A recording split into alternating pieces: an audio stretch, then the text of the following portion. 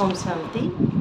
आज 17 जून 2025 मीठे बाबा की साकार वाणी। आज मीठे मीठे बाबा कहते, मीठे बच्चे, हाँ जी बाबा, अपना कल्याण करना है तो हर प्रकार की परहेज रखो। फूल बनने के लिए पवित्र के हाथ का शुद्ध भोजन खाओ। अब इसमें बाबा कहते हैं अपना कल्याण। तो अपना किसका? आत्मा। तो सबसे पहले तो मैं हूँ आत्मा और वो है परमात्मा। तो हम ज्योति बिंदु दोनों ही हैं। मैं आत्मा ज्योति बिंदु, परमात्मा ज्योति बिंदु। तो जब मैं आत्मा समझकर अपने को, अपने मन को जब मैं मनाती हूँ, तभी मैं उस स्वरूप में टिकूँगी और उस स्वरूप में टिकने के बाद ही मेरा कल्याण होगा। तो इसी के लिए ही हम पुरुषार्थ कर रहे हैं कि मैं आत्म अभिमानी स्थिति में टिकूं और आत्म अभिमानी स्थिति में टिकने के बाद में मैं अपना पुरुषार्थ शुरू करूं।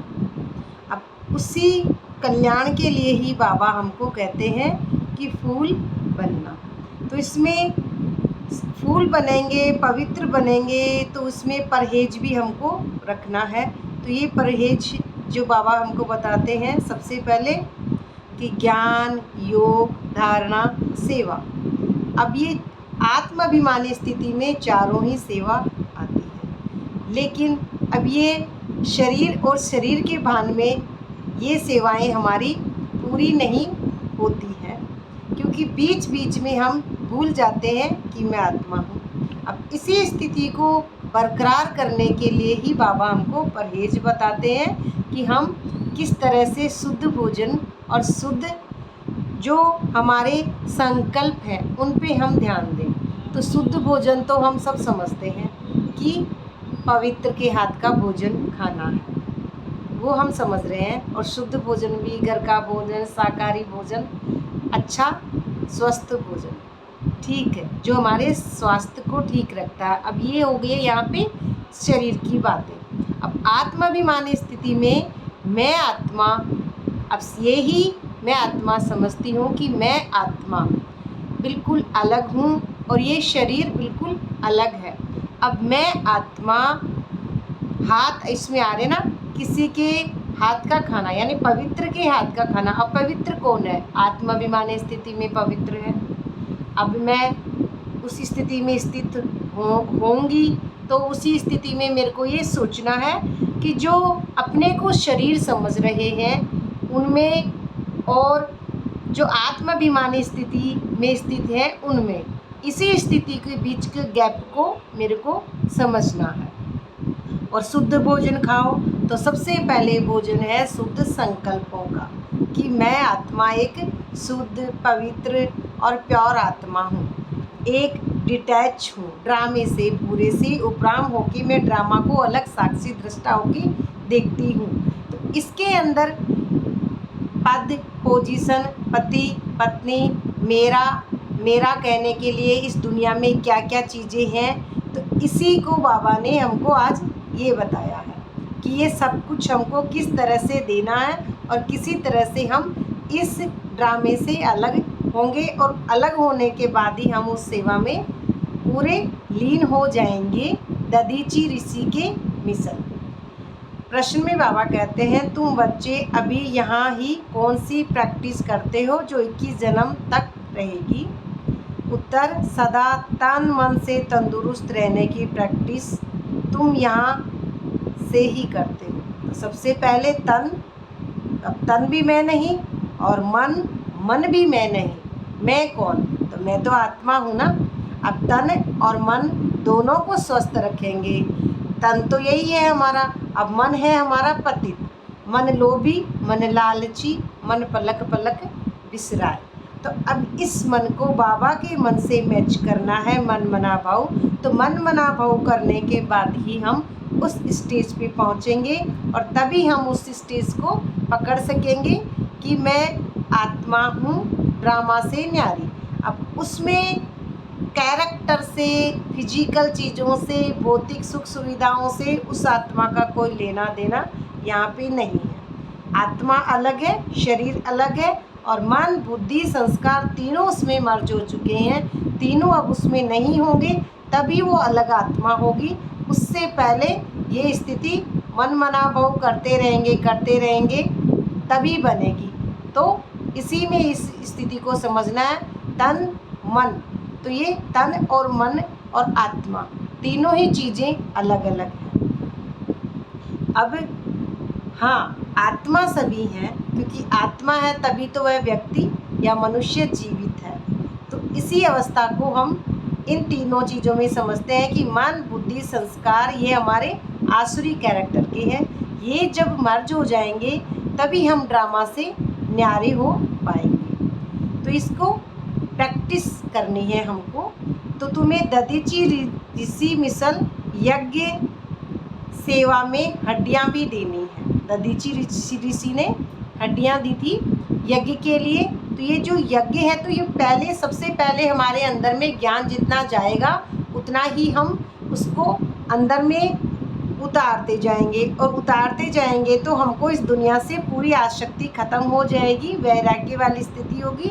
तो आसक्तियाँ खत्म होना, हड्डियाँ, तो आसक्तियाँ, जीवन की कहानी सब कुछ दे देना। मेरा कुछ भी नहीं है इस दुनिया में, सब कुछ परमात्मा का ही था और परमात्मा का ही है। अब मैं मन, माइंड और इस कैरेक्टर से उन सबको माया के वश हो गई। मनुष्य जब मैं मन के वश हो गया तो समझता हूँ कि ये परिवार, पद, पोजीशन, धन, संपदा, पैसे, वैभव, सुख सुविधा ये सब मेरी है। नहीं, मैं खुद ही मैं नहीं हूँ, क्योंकि मैं खुद ही नहीं तो अब ये सब भी मेरे नहीं। मैं खुद परमात्मा का, तो ये सब भी परमात्मा के, क्योंकि ये सारी माया ही परमात्मा की रची हुई सृष्टि। तो उसी सृष्टि में मैं आत्मा भी एक रची हुई ही सृष्टि की एक अलग से ड्रामा में डिटैच आत्मा है। वो अलग, परमात्मा अलग, आत्मा अलग, समय अलग, और ये सृष्टि अलग है, सब कुछ अलग। लेकिन अब इस समय हम इसको इसी तरह समझेंगे कि परमात्मा से जब मैं अपने आप को मनमना भाव करूँगी तभी मैं आत्मा उस ड्रामे को समझूंगी। तो अपना शरीर कमज़ोर, अब उसमें ये भी है, उस यज्ञ को हम समझेंगे तो उसमें हड्डियाँ भी देनी है, लेकिन हड्डियों की बात नहीं है, ज़बरदस्ती करने की इसमें वो बात नहीं है। एक पैर ऊपर करो, ऐसे करो, ज़बरदस्ती से किसी वृक्ष के नीचे जंगल में जाके बैठो, ये वाली बातें यहाँ पे नहीं है। सिर्फ परमात्मा को मनमना भाव करके याद करना है। अपना शरीर कमज़ोर नहीं करना है, अपना शरीर ज़बरदस्ती से कमज़ोर नहीं करना है। तुम योग से 21 जन्मों के लिए तंदुरुस्त बनते हो। योग से जितना योग बल बढ़ाएंगे उतना ही आत्मा ड्रामा से डिटैच होगी, और मैं अब आत्मा हूँ, शरीर नहीं, तो तंदुरुस्त वो शरीर भी रहेगा। और मैं आत्मा ड्रामा से न्यारी होकर ही अब उस भोजन को बनाऊंगी।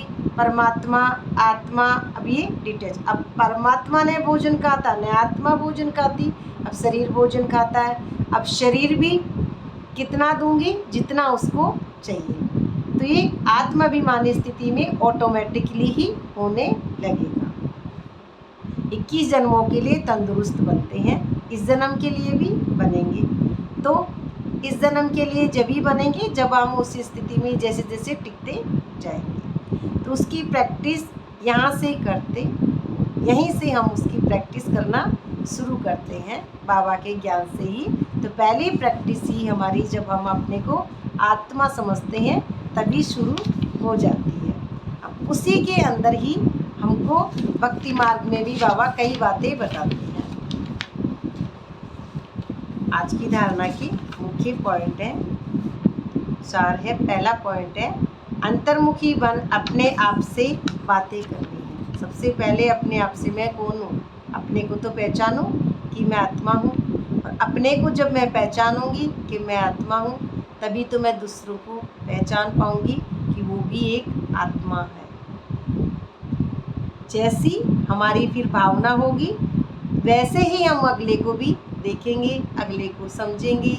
जैसी रही जाकी रही भावना जैसी, प्रभु मूरत दिखे तिन तैसी। उसी स्थिति में हम सबको रोल से परे सोल को देखेंगे, किसी के भी रोल को देख के उसको जज नहीं करेंगे, उसके पीछे, पर्दे के पीछे की आत्मा को ही देख के क्षमा करेंगे। और उसी में ही ये सारी शक्ति है, आंतरिक स्थिति की शक्ति। तो अंतर्मुखता में पहले जाना है कि मैं आत्मा हूँ। जबकि हम देवता बनते हैं तो हमारी चलन कैसी है, कोई अशुद्ध खान पान तो नहीं है। अब उसमें अशुद्ध खान पान, अशुद्ध खान पान खाने की बात हमको समझ में आती है। अब उसमें भी अशुद्ध खान पान और क्या क्या है।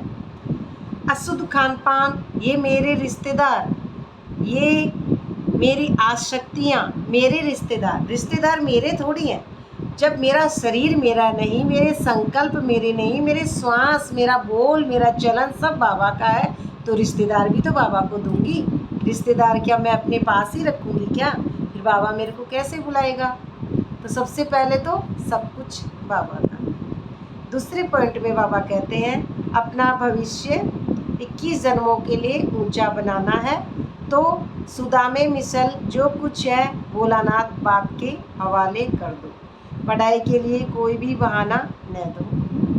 अब 21 जन्म के लिए बादशाही चाहिए हमको, तो सबसे पहले तो चावल जो सुदामा एक मुट्ठी देते हैं श्री कृष्ण के लिए, तो उसको भी पहले श्री कृष्ण के वहाँ पे जाते हैं दरबार में, तो उस एक मुट्ठी पोटली के चावल को भी छुपा लेते हैं। और फिर श्री कृष्ण कहते हैं क्या छुपा रहे हो, फिर वो निकालते हैं। तो हम भी छुपा लेते हैं हमारी कमजोरियाँ, हमारे मान अपमान, स्तुति, ये सारी चीज़ें छुपा लेते हैं। और क्या छुपाते हैं, मेरा परिवार, मेरा बच्चा, मेरा पति, मेरा पद पोजीशन, मेरी धन माया, ये भी हम परमात्मा को सत्य नहीं बताते हैं। और परमात्मा को सत्य पूरा जब तक हम अपना पोता मेल नहीं देते हैं, अपनी अंतरात्मा का सूक्ष्म कमी कमजोरियाँ, अपनी पूरी कर्मेंद्रियाँ, अपने सारा देह भान पूरा किचड़ा, जब तक हम उस स्थिति में नहीं टिकते हैं तब तक वो चावल मुट्ठी हमारे पास ही रहती है। तो हम देह में और देह की दुनिया में ही डूबे हुए रहते हैं, इस ड्रामा को सच्ची समझते हैं। लेकिन वो मुट्ठी भी दे देना, अब वो मुट्ठी थी वो श्री कृष्ण ले लेते हैं, उसमें श्री कृष्ण उस चावल को खाते हैं। अब चावल को खाते हैं तो अब उस स्थिति को भी चावल खाते समय श्री कृष्ण यही कहते हैं कि सुबह सुबह जब वो पहले तो उससे चावल खा लिए, वो फिर हाथ रोक लेती है, उनकी जो पत्नी होती है श्री कृष्ण की, वो हाथ रोकती है कि सारे ही खाएंगे क्या, तो और बच्चे भी तो हैं परमात्मा के, तो सारे ही बच्चे समान हैं परमात्मा के, सुदामा भी या हर आत्मा भी, सभी को देना है, सभी को देना है। तो उस स्थिति में सभी को समान देखना है। और श्री कृष्ण को सुदामा ये भी कहते हैं कि मैं परमात्मा को याद कर रहा हूँ, तो सबसे पहले नहा लेता हूँ सुबह सुबह। फिर श्री कृष्ण ये भी कहते हैं हाँ नहाना तो ठीक है, लेकिन शरीर से नहाना ही नहाना नहीं है, अपनी आत्मा की शुद्धि करना ही हमारा नहाना है। आत्मा की शुद्धि माना मन की शुद्धि करना, मन की शुद्धि करना ही हमारा नहाना है। तो नहाएंगे भी, धोएंगे भी, खाएंगे भी, ये बात तो हम समझते हैं, पर मन माइंड को भी खाली करना है कचरे से। तो इस शुद्धि को भी हम सबसे पहले समझेंगे। तो परमात्मा को याद करने के लिए इस मन को परमात्मा के मन से मैच करना है, प्योर सोना है। तो प्योर सोना फिर बाद में मिलेगा, तभी वो आभूषण बनेंगे, गहने बनेंगे। उससे पहले प्योर सोना, प्योर डायमंड पूरा खाली होगा, तभी वो सोना स्वर्णिम दुनिया बुद्धि में आएगी। स्वर्णिम दुनिया माना आत्माभिमानी स्थिति। और यही हम परमात्मा को सच्चाई बताते जाएंगे। तो इसी बात को हम सुदामा के हिसाब से समझते हैं। तो छुपाने के लिए जितना देवान छुपा रहे हैं उतना ही परमात्मा से दूर है। तो भोलानाथ बाप के हवाले कर दो। अब भोलानाथ बाप निराकार परमात्मा, हम कहते हैं शिव शंकर। तो जब आप खुद शंकर या बेफिक्र बादशाह की स्थिति में टिकते हैं तो आप भी एक भोलेनाथ की स्थिति में ही आते हैं, क्योंकि आत्माभिमानी स्थिति में ही आप सबको क्षमा कर पाते हैं और एक समान दृष्टि से उनको देख पाते हैं। अब भोलेनाथ के जो स्थिति है उसमें भस्म जब भोलेनाथ लगा लेते हैं तब उनके सारे विकार जल जाते हैं और उन्हीं विकार जलने के बाद में ही भोलेनाथ सबको समान क्षमा करते हैं। अब भोलेनाथ के मंदिर में चाहे कोई कुछ भी चढ़ा देता है, फूल चढ़ा दो, धतूरा चढ़ा दो या फिर दूध चढ़ा दो, दही चढ़ा दो, कुछ भी चढ़ा रहे हैं, चंदन चढ़ा दो, कोई तिलक लगा गया, कोई कुछ पटक गया, दही पटक गया तो भी क्षमा, और कोई जानवर आ गया वो भी गंदगी डाल गया तो भी क्षमा। अब यही बात यहाँ पे आती है, किसी ने क्रोध किया, किसी ने ईर्ष्या की, किसी ने निंदा की, किसी ने कुछ भी किया, लेकिन आत्मा अब उसको नहीं लेती है। शरीर उसको मन माइंड ले लेता है, लेकिन आत्माभिमानी स्थिति में आत्मा डिटैच है और डिटैच उसको नहीं लेता है। अब ये बिल्कुल अलग होके जो स्थिति है वह नहीं लेता है, तो उसी स्थिति में भोलेनाथ का से निराला कोई नहीं। तो यहाँ बाबा हमको ऐसे समझाते हैं। वरदान में बाबा कहते हैं आदि और अनादि। तो आदि आत्माभिमानी स्थिति ही आदि, सबसे पहले आत्मा। आदि और अनादि डिटैच, पूरा ड्रामा से अलग, स्वरूप की स्मृति द्वारा अपने निजी स्वधर्म को अपनाने वाले पवित्र और योगी भव। उसमें निजी स्वरूप में आत्मा अपने सत्य बिंदु में टिकूं, तो उस सत्य बिंदु में ही निरंतर आत्माभिमानी स्थिति है। सत्य बिंदु में एक सुई की नोक पे ही वो ड्रामा पूरा घूमता है। उसी ड्रामा में मैं आत्मा अपना स्वधर्म को याद रखती हूँ कि मेरा आत्मा का सिर्फ एक ही धर्म है, वो सबसे पहले जो धर्म है वही है बिंदु स्वरूप स्थिति। उसमें कोई गिनती नहीं, कोई भेदभाव नहीं, मतभेद, छल कपट राग द्वेष कुछ नहीं है, एकदम साइलेंस, परम स्थिति, शांति की, साइलेंस की, जिसे ही हम आत्माभिमानी स्थिति 7 गुण और 8 शक्तियों में समझते हैं। तो यही बाबा हमको बताते हैं कि स्वधर्म को अपनाने वाले पवित्र और योगी भव। तो ब्राह्मणों का निजी स्वधर्म पवित्रता है। ब्राह्मण शरीर नहीं, रोल से परे शोल। अपवित्रता परधर्म है, अपवित्रता परधर्म है। अपवित्रता शरीर, शरीर की बातें, कलयुगी बातें, देवान की बातें, और ये मेरा, ये घर मेरा, ये परिवार मेरे, बच्चे मेरे, ये धन मेरा, ये ज़मीन मेरी, ये सब कुछ मेरा, और ये फिर उसके बाद में सब कुछ ही मेरा होगा, फिर कुछ बच भी नहीं रहा है यहाँ पे। तो ये सारा अहंकार है। तो ये सब है अपवित्र, परधर्म, पराया धर्म। पराया हमारा रावण का धर्म, और मैं कौन हूँ? आत्मा। आत्मा तो रावण की नहीं है, मैं आत्मा हूँ बिंदु परमात्मा की। अब बिंदु स्वरूप स्थिति में पराया धन मेरा धन नहीं है, पराया धन है 5 तत्व का, रावण का। मैं आत्मा हूँ डिटैच, ड्रामा से अलग। तो अब मेरा धन क्या है? सिर्फ बिंदु, कुछ भी मेरा यहाँ पे नहीं है कहने के लिए। तो जिस पवित्रता को अपनाना लोग मुश्किल समझते हैं वह आप बच्चों के लिए अति सहज है। आप बच्चों के लिए यानी परमात्मा के बच्चों के लिए, क्योंकि स्मृति आई कि हमारा वास्तविक आत्मस्वरूप। अब ये भी याद आया, कब आएगा? जब हम आत्माभिमानी स्थिति में टिकेंगे। आत्मस्वरूप सदा पवित्र है, अनादि स्वरूप पवित्र आत्मा है। अनादि स्वरूप पवित्र आत्मा है, आत्माभिमानी स्थिति, और आदि स्वरूप पवित्र देवता है, उसमें भी दोनों ही हैं। तो आदि स्वरूप पवित्र देवता है, बिंदु स्वरूप स्थिति।